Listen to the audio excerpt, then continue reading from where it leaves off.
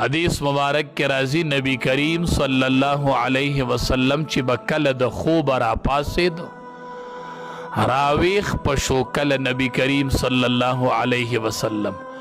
نو عادت مبارکی دو چی اول بیدا گوتی دا سی رواغستلی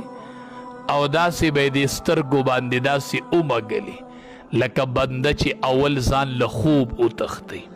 دسی اچانک برانه را پاسید چی اچانک مونږ را پاسو د کټه ودانګو